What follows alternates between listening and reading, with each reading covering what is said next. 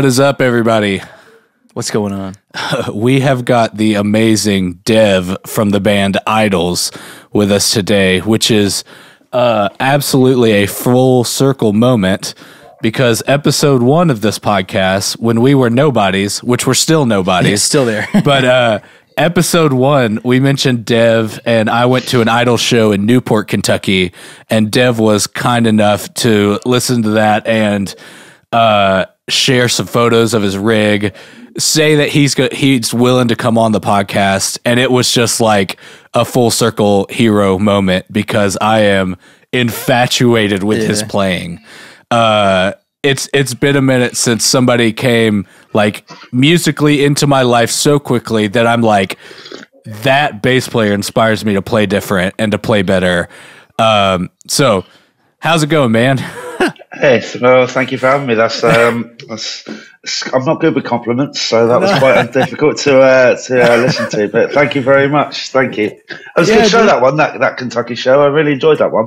It was awesome. I had never been to that room, and I went back and I saw the War on Drugs there, nice. Shortly after. We had Dave Hartley from the War on Drugs on this podcast last episode. It just came out. So like 2 episodes ago. 2 episodes ago. Yeah. We're hit like all of these amazing bass players just keep saying yes to these 2 little nerds in Kentucky, and we're so pumped. Yeah, it's great. Let's be fair. Bass players don't really kind of if you don't play music, people are like, "What the hell is that?" So like I can imagine it's quite a lot of other bassists who listen to this podcast. So like, hey, fellow bassists, the real ones, yeah, It's cool because you've got like full reign to get like in the weeds with the stuff. Like, I'm talking like how wound are your coils? Like, let's go string spacing. Let's do it all, man. Yeah. It's time to nerd out bass wise. And we fully know we can get too caught up in the gear thing and kind of miss out on the fun and the art and that kind of stuff. But it's also kind of interesting that very rarely do bass players get to have conversations outside of a really corporately controlled environment, where you feel like you're having to pump a company's product or you're having to whatever. Or the next release even. Yeah, or there's always something. And there's nothing wrong with that. Like, that's how we all have careers. Yeah. But, I mean, I think that it's like a, if you are supporting that kind of stuff, like I never kind of like work with companies or anything with stuff that I've genuinely not used since I was, picking up a bass when I was a kid, so like for all that stuff, it's like, I don't know, it's just got to feel genuine for me. It's like I wouldn't just, I've never just gone like, of course I use this. It's like, well, to actually play it, I actually love this product, so so that's a balance though, isn't there? Absolutely. Yeah, man. And it's interesting too that it's like when you're at the ground floor and when you could really use help, like you want some bass strings, you want some like whatever, like no one cares. And then the moment that people want to give you stuff, you're like, well, I could use anything now. Like, it's like switched on its head. Nobody wants to kind of invest in you as you go up. They just want to be like, oh, I've been here the whole time, right? It's kind of like having like an apprenticeship that you've got to kind of like learn the craft and learn your chops, so to speak, before you start getting the kind of like freebie and the endorsement kind of side. But I mean, it's just I still pinch myself every day that companies even give a shit about our band and what we do and stuff like that. And it's like it doesn't go like I'm not like blasé about it. It's like it's fucking cool and it means a lot. Because it's very helpful when you're a touring musician. Do you think, like, man, you guys have been traveling like crazy lately, like crazy. Do you think, this sounds cliche, but like that gratefulness, do you think that gratefulness helps you get through the parts that are not as fun of traveling all the time? Or definitely. I mean, I read it. I can't remember who the quote was, but they said it the other day. They were like, like I'm a, it was like someone pretty big, like touring musician, and they were like, I don't get paid to play the show. Like the show's the fun bit. I get paid to travel, and you're like, I was like, oh yeah, it's traveling. It's all the mostly. you know, it's being away from your family. It's like it's being away from your home, and like, you know, it's amazing going out and like seeing all these places, or supposedly seeing all these places, but essentially all you're doing is like seeing a room in the middle of a city. You don't have time to go out and see the city, so you're just in a room, and you've got the same day every day, which is cool, and like, you know, it's amazing. But you know, it's not anywhere near as glamorous, and like, you know, you're not going sightseeing in every town that you get to and stuff like that. You know, it's like it's hard work. So like when I heard that quote, I was like, yeah, that sounds about right, to be honest. I get paid to travel. I don't get paid to play the shows. The shows are fucking sick. Like, that's the release. That's the enjoyment. And you're like, it's the other stuff around it that can be kind of monotonous and tiring. And you know, there are some days when you just like, I just want to, you know, I'd love to just sit at home on my sofa for just an hour, and then I'd be like refreshed enough to be able to go out. But you know, it's thank God for video chatting nowadays. There you go. You know, it's a bit of a savior. Yeah, so you guys did a pretty decent U.S. leg of your tour recently. Was there any like standout cities, like anything cool that you saw? I mean, it's like going to Kentucky for the first time actually was very, very cool, because it's you know, we've never been there before, and like the town that we were in was very, very Kentucky, and like it was, you know, you have these like preconceptions about places, and it was like in the county of Bourbon, and like you know, we were going to like all these, because like, you know, just going to all these whiskey shops and stuff, like, you know, just, you know, but like seeing like all of these like amazing distilleries and shit like that. I had made whiskey before in the past. I've got like a business where I make like a kind of rye whiskey. So it's so it's like something that I'm like really interested in. So like being able to see all these like, you know, real small batch distilleries and shit like that. I was like, dude, they're everywhere. Like, you know, it's cool. It's cool, you know, and like, because you're like from the county, you know, it's like, you know, it's what it's famous for, you know. So that was cool. And you know, that whole tour in general was just, it was really nice, really nice. Was that show in Louisville? What'd you say? Was that show in Louisville? No, it was in Newport. Okay, cool. Yeah. It was cool. Like that just whole tour, you know, it was like, it's a shame Bowen wasn't there for most of it, because he was on paternity leave. But you know, we had Tina with us that brought like this whole new energy.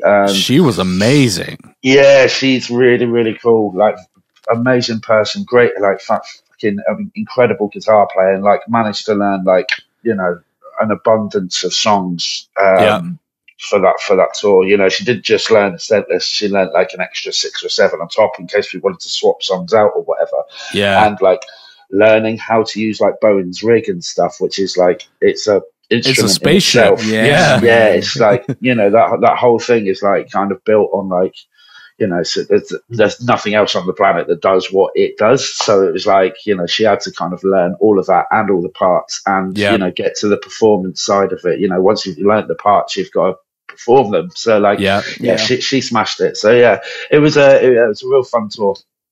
As you guys go, I don't know how you would describe it. You know, there's kind of like a hip hop or like industrial or electronic like influence, it feels like, and maybe that was around when like Kenny Beats is producing stuff. You guys don't run tracks though, right? It's mostly a synth, like you're doing it. Yeah, well, there's like with that side of stuff. So like what he had done on that record was like there were maybe like 1 or 2 samples, but it's like the samples are kind of MIDI triggered, but then he'd be able to manipulate the sounds with the wall of like Moogs and stuff like that he had in there. So he was like playing the samples to like kind of match what we were doing. And there was certain like, you know, he'd just take a cut of like Joe's live vocal and then all of a sudden would put it through the machine and manipulate that side of stuff. So it was all like, because we've been very aware that like if you're bringing that side of stuff into like the music that we do, it's kind of, you've got to be out, you know, it has to feel right, and it has to feel like organic, and you've got to be able to play it, you know, as much as we want to, because like coming onto backing tracks and like, stuff. It's like it would work for other people, but for us, it's like, you know, you want that live element to it. You know, that's just like who we are. It's like that's why we became a band, was to play live. So like we want to be able to play the tracks live. You know? Totally. And it's crazy that she learned all of that. That makes it that much harder. Yeah, and it's crazy. You know, truthfully, you know, you go to see one of your favorite bands and you see they have a fill-in and you're like, oh, I don't know how this is going to go. And she was crazy. So good. She was sick. Like, it's so much fun just watching her, like, after like 4 shows, because we did like a whole, like, we did a couple of European festivals before we came out to the US and stuff. And like, so within 3 or 4 tracks, you just saw her like confidence just get better and better and better. And, you know, it's kind of like choreography, isn't it? Like you kind of know where you've got to be able to put that pedal on at that point in the song. So then, as soon as you know where your foot placing is, it's like, oh, I can move around here and I can have a bit more fun there, and like the performance side of it kind of levels up. And like watching her work all that stuff out like night on night was like really cool. And she was like, by the end of it, she was just like having like the best time in the world. And I was like, that's what you want. That's sick. Yeah, it was sick. It was really cool. Yeah, good. Yeah, it's a shame she's not going to be on other tours, but you know, she's got her own project now, and she's like, very deep into that. So that's awesome. Well done, Tina, and thank you, Tina.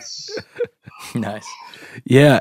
Well, to kind of pivot to the more bass side of things, maybe one would be like, what led you to the bass? Did you always feel like you were going to play bass? And the second would be, it seems like a lot of your tracks are so rhythmic. Like it's like drum pattern, bass, melody, or drum pattern, synth, melody, or bass, and then everything else.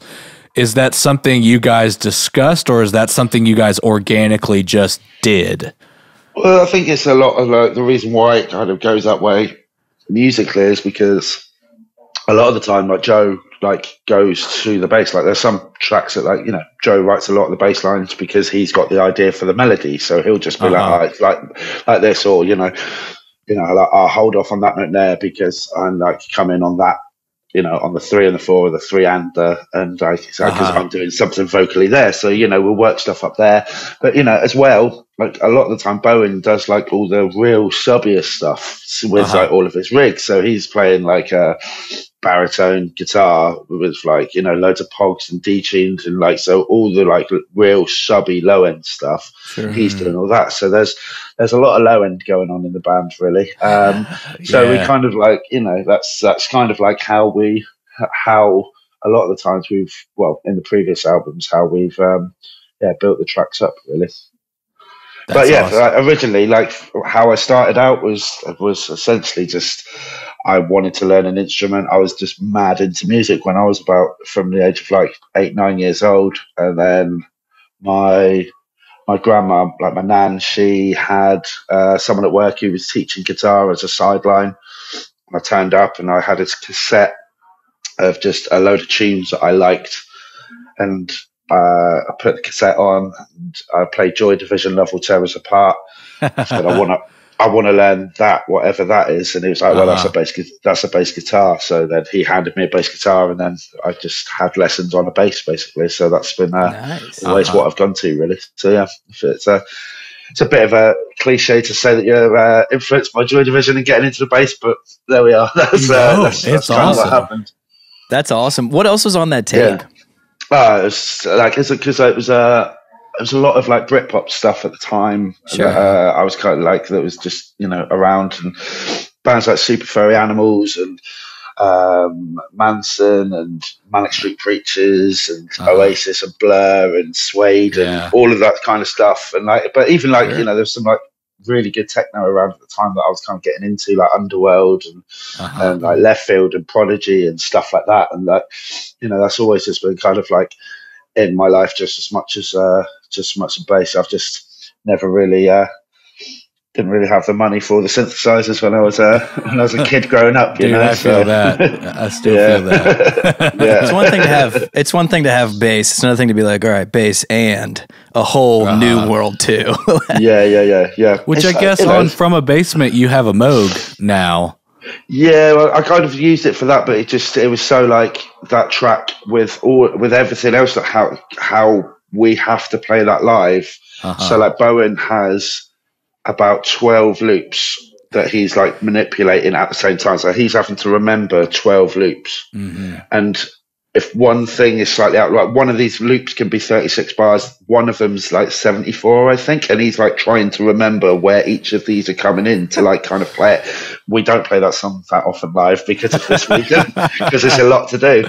And like on the floor in the basement, I was using the Moog, but like if it's slightly out, it just like throws everything off. So yeah, we just put it onto like one of the tracks, but it's fun, you know, it's like, you know, it's just fun to sit there. I've got a load of like Korg, like synths that you just link up and they're all like MIDI clocks. So it's fun. Nice. That's jam cool with yourself and stuff. So yeah, it's just fun to do, isn't it? Really, just kind of pretend you're in a Berghain, just smashing out an amazing set to a load of kids. You know, it's fun. Yeah, I love that. Did you, so you're getting your first bass or, the first bass maybe you bought yourself or the first nice, whatever you consider that first one. Did you immediately go for a Fender Jazz? It was a Fender Jazz copy. It was an Encore Jazz copy. That was my first bass. It was, it was black. It was, because I was, I used to play a lot of sports as a kid, and I was always like trying out different things. So like I was from a single parent family. We never had a lot of money, but I was always coming back and be like, I'm into roller skating now, Mum, and she'd be like, well, I can't afford roller skates. So like I'd be coming back, just trying all these different things of finding out what I was like into and what I was good at and stuff. And then just one day I came back and I was like, I want to learn bass, Mum. She's like, oh, for fuck's sake. Like, of course. Yeah. Here we go. How much is this going to cost me kind of vibe? So like, it was, there's definite money constraints and stuff like that. But, you I don't know, if you think you ask most people to draw a guitar, they'll draw you a Fender guitar, won't they? Like in the back of their mind, they'll draw like a Strat or a Telly or a Jazz or P-Bass or whatever. So like, it's always been like something that I've wanted to play, and they're fucking great. They feel great to play for me, and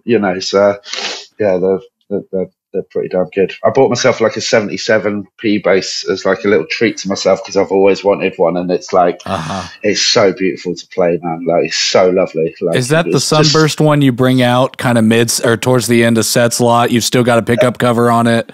That's it's a blonde one. It's it's a blonde one, but it's that one. I play it on like Beats and Ballroom. And it's just something about like the weight of an old Fender bass. It just feels different, It's like it's real nice. I should really stop touring with that though, It's scary. So you just hear horror stories of bands going through airports and just come out and the guitar's been crushed or something like that. And you're like, oh god, I'd hate for that to happen to that guitar, Yeah, we've kind of been on a kick talking about that lately. I have this really specific 80s Yamaha that I'm kind of obsessed with. That's like, not a ton of people know about it. Now, of course, the prices are going up. It's because you talked about it. That's the problem. Exactly. Honestly, we're kicking he is the invisible hand. And so I'm just thinking like there's no other bass that's made like this one, and I'm so afraid of it getting destroyed on an airplane. I bought the nicest SKB flight case they make to even put it under the plane, but have you had any experiences with that, or like do you have any tips, or you're just doing your best? I mean, we've been very, very lucky so far, but I've just been I literally have been in Amsterdam for the last week or so. Just I've been playing with another band called Clamp, and I was like, just a little like they're an incredible band. Like I've been a fan of them for quite a while, and they just asked if I wanted to join up with them and just see if it will work out and write some stuff. And so I'm going to do some recording with them. Nice. But it's been like the first time in my life where I on my way over, they lost my guitar coming out of the plane, so I had to wait there for 2.5 hours, but it actually flew. But on the way back they lost it completely, and they were like, I don't know where it is. They were 0 for 2 on you. Oh, and it's like literally like this like one flight has been like the only time like in 6 years of touring, I think, where like I've lost some of my stuff mental, and it's when I'm away from the rest of the boys as well. So I think, it's like might be a sign of like something, you know. Did you have you gotten it back? Yeah. It came back yesterday. They found that they just didn't load it on plane back. There's like a, you know, it was like a Fender custom job one that they did for me to say thank you, basically, and like it was it's just like, well, that guitar's like a one-off, like, you know, like we spent a while designing it and like making it to my specifications, and you know, I was like, well, if that's gone, that's like, you know, it's going to be very hard to replace, you know, and you know, it's my go-to bass for most of touring. So like, there was a little pang of worry when they said that they didn't know where it was. But I've generally been quite lucky apart from that. What about you? Have you guys lost anything or? Luckily, not yet. I'm sure it's going to happen. It seems like impending doom. We have two different approaches that we've kind of landed on. Neither of us feel very safe when we're traveling with stuff. So it's like, I thought, okay, I'm going to buy this big flight case. I'm just going to put it under the plane, and I'm going to buy the nicest thing I can to put it under the plane, but it's not going to be too heavy, so they maybe don't throw it as hard. So I've been kind of mentally okay with that. I think you do the mono case. I do. I fly with the gig bag, and I just bring a bass that if it snapped in half, we move on. I never bring a bass I like really deeply care about. I'm too afraid just to, snap it in half. Dude, you get the wrong person closing the bin and it's like over. That's it. The next kind of guy. Who was it? Was it King Gizzard and the Lizard Wizard? And they like had like 2 or 3 of their guitars just like absolutely crushed, and they were like good guitars as well. Yeah, they've got specific taste. Yeah. You know, so it's all very considered stuff that they're using. So like, when you see that, you're just like, oh shit, man. Like, fingers crossed, you know. It's one thing to do like not the local's not the right term, but like domestic touring where you're on a bus and you load in a trailer. But when you're flying like that, you're like, I don't know about that. When you're doing like, because in Europe in summer, like festival season generally, like, you know, you're kind of flying in between shows because you have to get from like Portugal to Slovakia on like the day of a show and stuff like that. And you know, there's just no way that you could drive those distances, so you have to fly, and you are basically just at the mercy, and it's just kind of fingers in the air, just hoping that all your gear arrives in one piece, you know, because like a lot of that stuff is like, it not only like, you know, irreplaceable to you as a person because you really love it as a thing, but just sonically, you know, there's just some things that you're like, well, I could just go and borrow this thing because it just wouldn't do the same thing as what we work towards, and you know, think long and hard about, you know. It's tough. Like if our pedals boards go missing, then we're fucked. It's over. Yeah. This is a good transition point. You kind of sent me some photos that we put on our Instagram quite a long time ago, but tell me about that custom Fender a little bit, and then we'll maybe start talking about your rig if that's cool.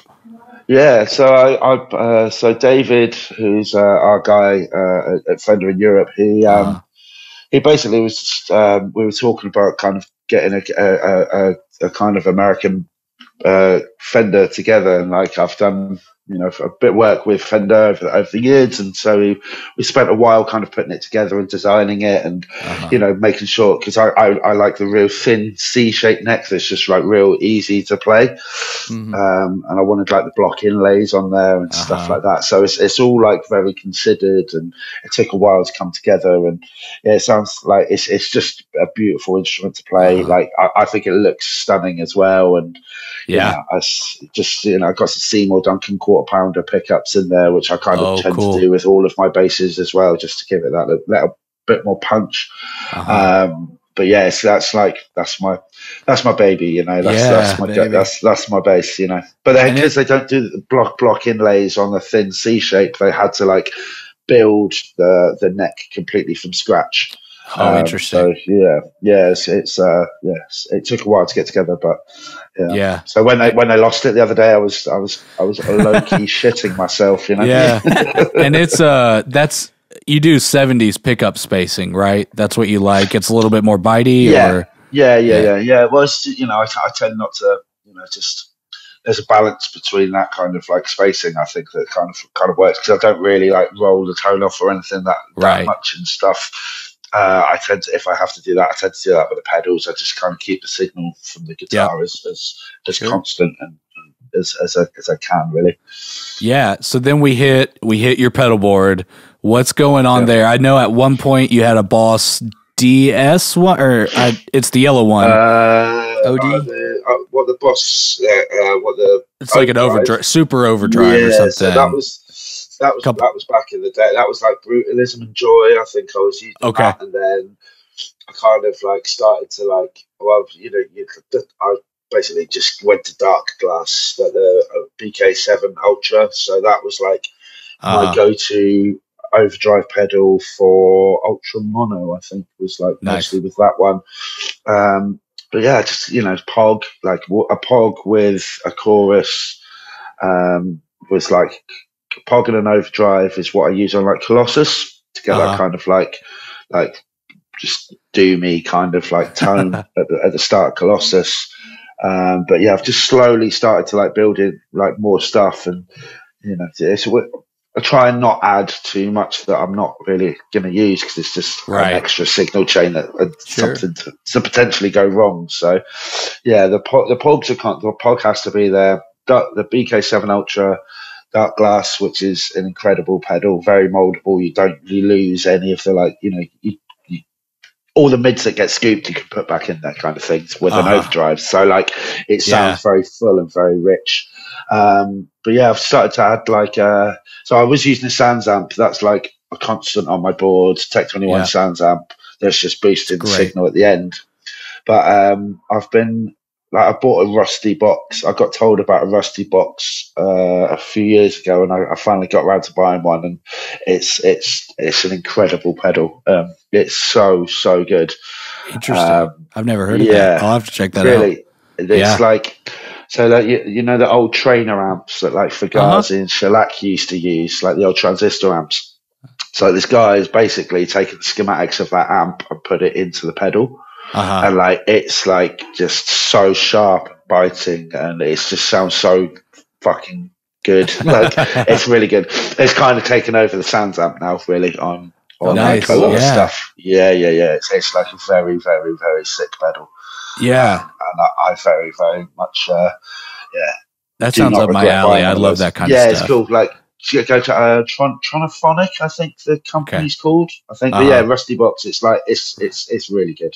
And I've started to add like a reverb pedal here and there and stuff, and like a tremolo, and started to like kind of play around with like other kind of tones and sounds and things like that. Really. Nice. So then we hit the amplifiers, dude. I just gotta say it's. Well, I don't often have amp envy or whatever. Your rig is like menacingly cool. Like it's so cool, man. So walk us through. What do you got going on? So I've got a high watt 200. So cool. Going through an 8x, like pretty standard. And then I also have a Fender Super Bassman with a 4x10 and a 1x15. And they're kind of like. The idea originally was that I was going to put the pedals into the high watt, pedals into the Fender, and just run the high watt as a clean one. But it's kind of swapped over, and there's just like a bit of bite from the Super Bassman that comes through. But it's a pretty gnarly rig. Right? It's pretty good. It sounded massive. Yeah, he was raving about it. It's cool. Are both of those amps like kind of newer builds, or are they old school pieces? No. They're newer builds. We just studio wise, because it's quite. I don't know.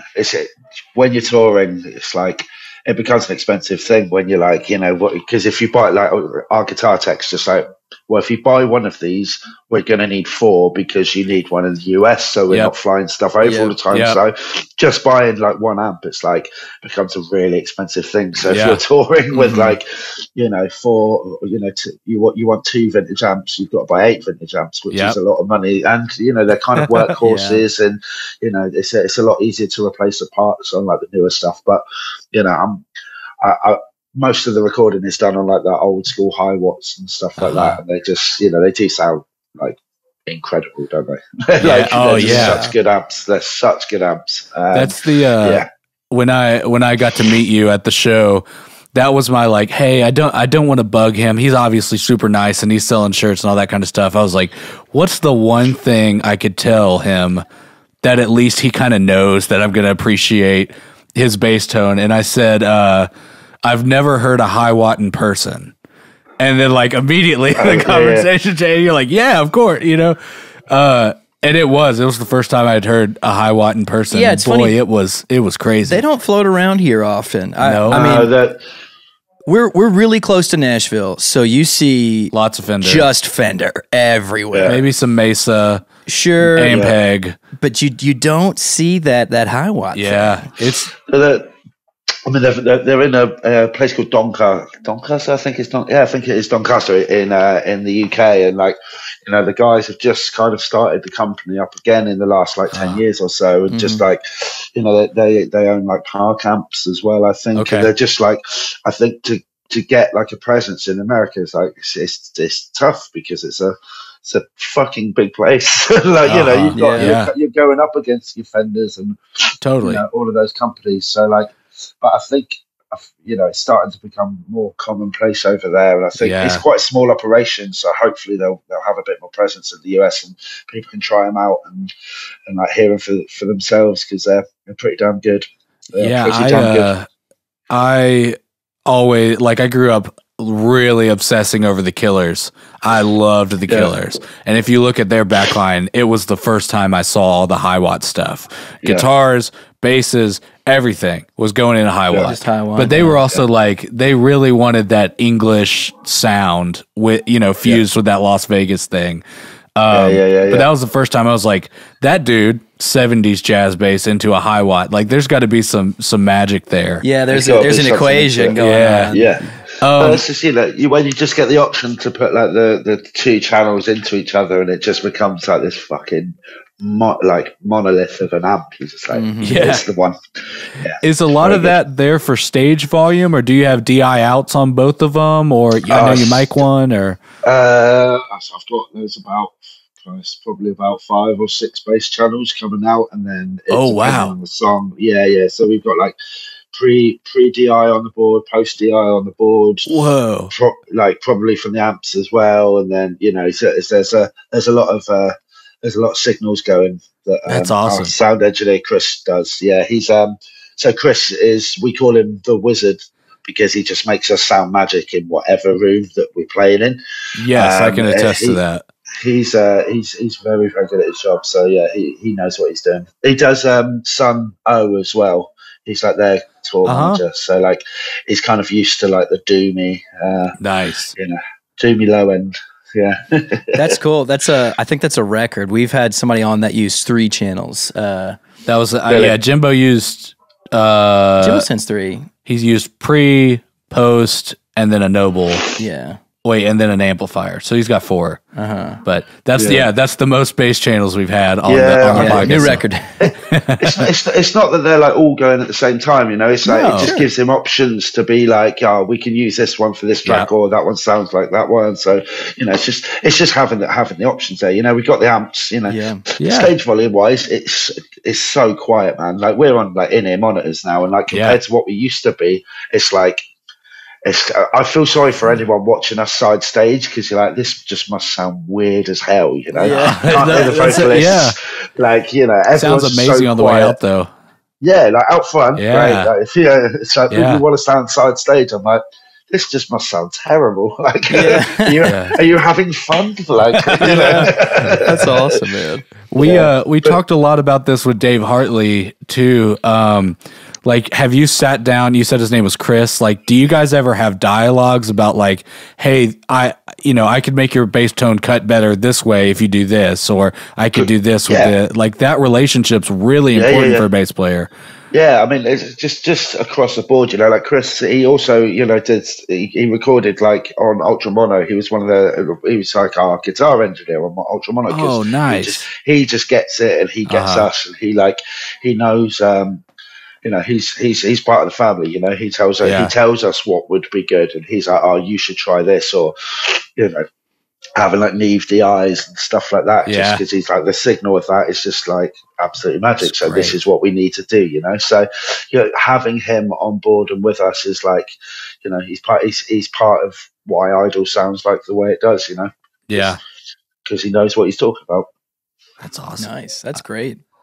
Man, yeah, it's cool. Like, you know, like, you know, it's not just I don't know. It's like there's 5 people on stage or whatever, and you know, but there's so many more elements that come into like making the band what it is, you know, and how important they are in developing what we do, you know, because it's a constant learning curve, isn't it? It's not like you like suddenly just like, I know Kung Fu, it's like, I know sound, you know. So there's going to be other people who are like, you know, that this is what you do here, or have you tried this? And you know, it's a constantly evolving process. Yeah.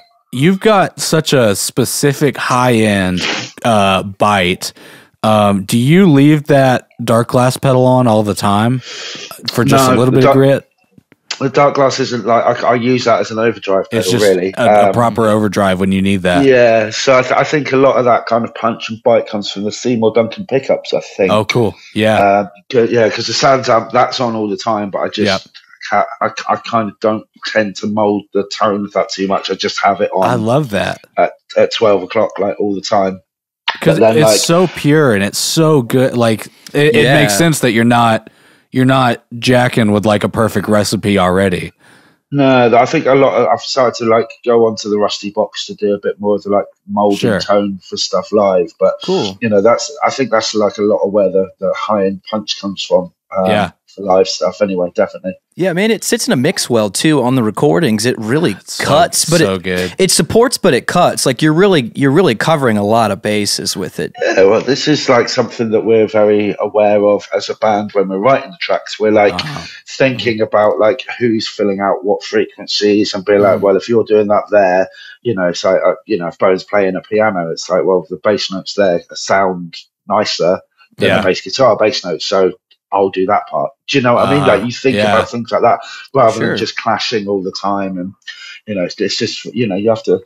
It sounds that we're just like smashing away at our instruments, and at the beginning we were, but you learn more as you go along, and you know, you learn things that don't quite sit well in mixing. Like when you go to mix stuff, so it's just like organized chaos. Yeah, You gotta see where you can let it loose, see where you keep it tight, see where you know. Yeah, and you're almost a percussion instrument on a lot of these too. 100%. Yeah. Like you're keeping, you know, especially if it's like tom-tom, snare, kick, or whatever. Like he's not playing, you know, downbeat, almost, you know, like a metronome, but you are. You're almost giving the drummer the tempo sometimes. John. It gives, like, especially with like brutalism stuff, it was like, you know, it was able to like let John kind of do like, you know, like sort of like fills really as drum parts in places, and you know, and then I just do the constant like, you know, downstrokes, you know, and keep the kind of like drive there really. Yeah, but when I heard that, like that immediately makes my head nod. Like right when that, you know, like. The recipe you guys have, it's just like immediate, like, I am locked in. I am into this, you know? How much you... Go on, sorry. Sorry, no, you like, suddenly just like, the internet just went, kick. Like, Zoom. It does that to you. How much are you going through strings, or do you care about changing your strings very often, or what's that like? Yeah, I mean, I'd like to be able to...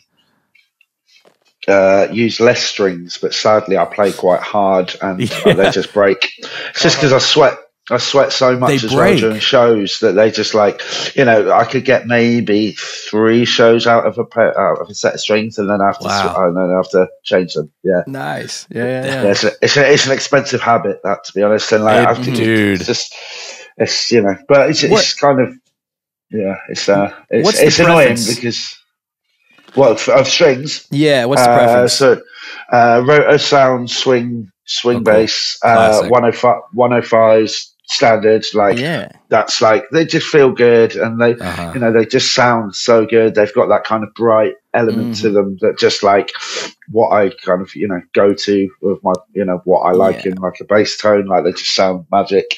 So I use a 105s on my standard bass, and then I have a drop D bass that's set up that way, and I put the 110s on there just for a little bit more doom to them, I guess. Nice for the more doom. But for the more doom, for the doomier elements. But awesome. So they're just go-to strings and stuff. But I started to like, I've been putting some flat wounds on some like basses at home and stuff, and playing on flat wounds, and like so fun.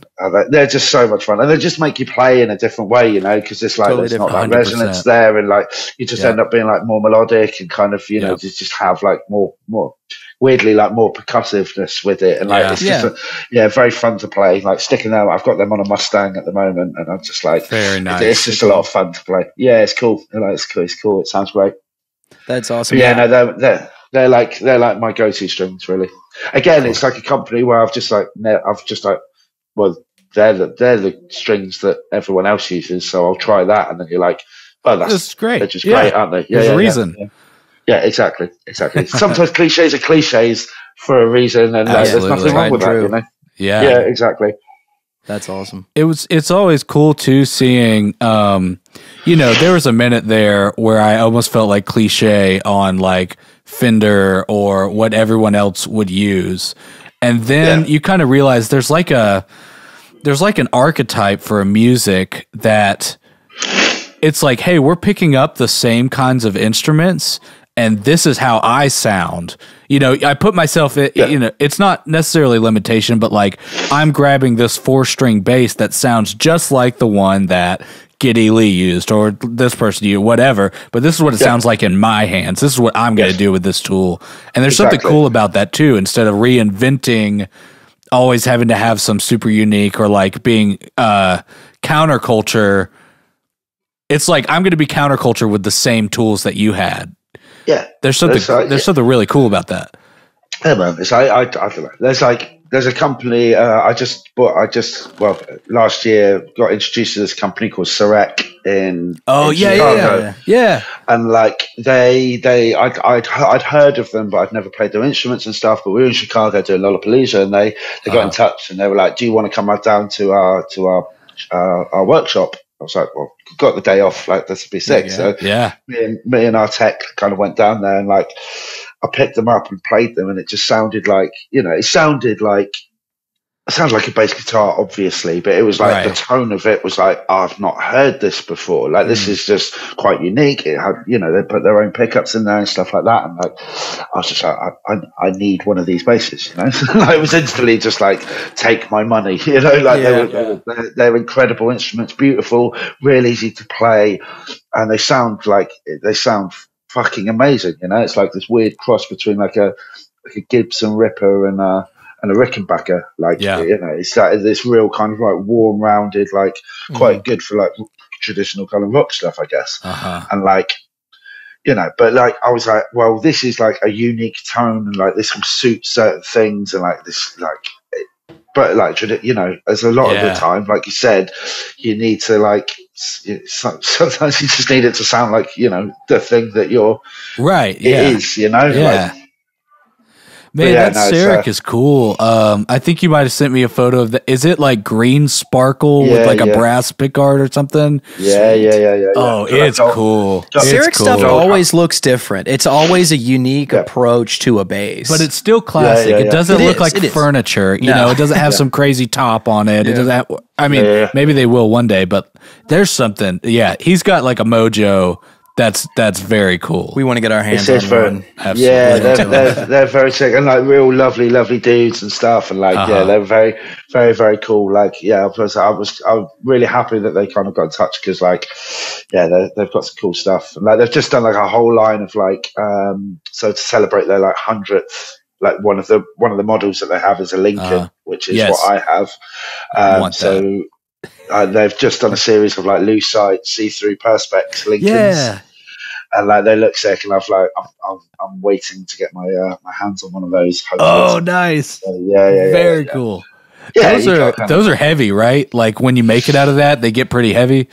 I think so. Yeah, I think because like Bowen plays a EGC, like lucite one, and it's so fucking heavy. Like it's insane. I'd like the poor bastard's gonna have back problems at some point in his life. You know, like it's a lot, but. You know, sound very cool and look sick as well. So you're gonna be like this bass is amazing and it stays at home. It's good on a couch bass. You know, like it's like Bowen getting in the crowd and stuff with that thing round him. It's like this. He's gonna kill somebody. He's really gonna do some damage. You know, so like it's like walking in with a baseball bat, swinging it around. You know, it's like just be careful, buddy. You know? Right? Yeah. That's funny. That kind of gets me a little transition. So we always like to hear what's like the next gear move for you. What do you have your eyes on? So obviously this Sarek, but pedal wise, amp wise, bass wise, whatever. What do you have your eyes on that you're like, I gotta get a hold of that? I've recently played like a Music Master, like a 70s Music Master Fender bass, and it was like just sounded so good. And I think I need to get myself one of those. Really, is that short scale? Yeah, short scale. Yeah, played it with some like flat rounds on, and like it was just like it's just a real nice punchy tone and stuff. And like I don't know, I'm really enjoying like the short scale kind of like Mustang kind of Music Master kind of vibe at the moment, really. So I think I'm gonna like see if there's ways that I can bring that into stuff because like. It's just trying out different things, and when you're writing different kind of songs, and it's just having those options to be like, it's this kind of tone, rather than relying on too many pedals to do the work. It's like, you could use this kind of guitar that's going to give you a similar thing, But it's like, I own a Rickenbacker. Like I bought a Rickenbacker because it's like, look, I think the first paycheck we ever got from IDLES, I was like, I had always told myself that I just want a Rickenbacker 4003. So like my friend was selling one, and it was like a little present to myself. So I own it, but it's never got on any real recordings, I don't think, because it just doesn't sound right. It's its flavor. It's very specific sound. Yeah, exactly. And it's just never really worked in IDLES stuff. But, it's like, just having those like kind of options and stuff, but maybe I'll be able to bring that in. Who knows? But yeah, sure. Definitely the short scale vibe is definitely an interesting one at the moment. Yeah, man. To kind of close us out, we kind of try to end on like more of a fun note. We really appreciate you being here, dude. Absolutely, that's all right. Again, the rest of it, if we're ending on a fun note, it's just got to. Just kind of like reiterate, right? The rest of it's been terrible. Is that what you're saying? But this time we're going to have some fun at the end. Okay. Okay. Well, now we're actually going to enjoy ourselves, guys. Right. Enjoy this bit. Now that we're an hour into it, here's the fun part: delayed gratification. What do you? We got 3 hours of fun coming up, so good luck. That's awesome. What inspires you, or what have you been into lately? I know you've been home, so like recommendations. It could be movies, it could be food, it could be tea. Like what's giving you rest, and what are you into? That's a good question, really. I mean, we've just been like, what have I been listening to? That's a good question. This is where I have to it's hard to be on the spot. Yeah, there's just like a variety of things that have kind of like taken. Hang on, let me just have a little thing. I went to watch. I was in Amsterdam the other week, and I went down to watch Bill Callahan. Okay. Smog. I don't know if you know Smog or Bill Callahan, and like he's like a singer-songwriter who's like he's just got the most beautiful honey voice. It's like a warm hug. So yeah, check him out if you've not listened to him. So yeah, I went to watch him. That was magic. And there's like a band from New York that I've been really enjoying called Model Actors. Okay. Which is like, pretty kind of gnarly, arty, kind of noise rock kind of stuff. And like, you know, I kind of just constantly listen to Gilla Band, to be quite honest.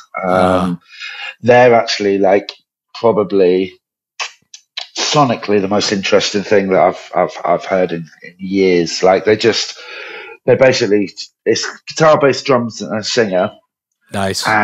But none of those instruments sound like what they are, and it's like they just kind of like they just end up making like these like almost like techno tracks, like abrasive, noisy, but also like got a lot of soundscapey kind of elements to it, and like what they do with their instruments is just fucking inspiring. You're just like looking at it and you're like, how did you know this? It's like what we were talking about making things sound like what they sound like. They do the opposite, and but it's just like, you know, it's just like, how the fuck did you do that? You know, like they're incredible band. Very sick. So yeah, they're my kind of what I'm enjoying at the moment. And Succession, I've been watching a lot of Succession. Everybody keeps telling me to watch that. Yeah, it's banging. Like it's really good. Again, I'm like really bad. Like if someone tells me to get into something, I'm like, yeah, all right. I don't do it, but I've got to do it off my own back kind of vibe. But like so many people told me that, I was like, all right, I'll give it a shout. And it's really good. It's worth it. You know, all right, it's definitely worth it. So yeah, that's been my vibe. All my buddies did it come on last night? It comes on like every week. I think last night was a new episode, at least for us. So all my friends were like, "You guys watching Succession? Yeah. You guys watching Succession?" Mr. Zach Cooper, who went with me, and actually my friend Taylor, when you guys came to Newport, it was kind of funny. All my college friends, it's like a couple of us were along your tour route. So like I saw you in Newport, and then my other buddy saw you in Brooklyn a couple days later. Sick. Anyway, but dude, thank you so much. Thanks so much. This is such an honor, and thank you for having me. We appreciate you. All right, see you next time you're in America. Take care. Yeah, man. That's all.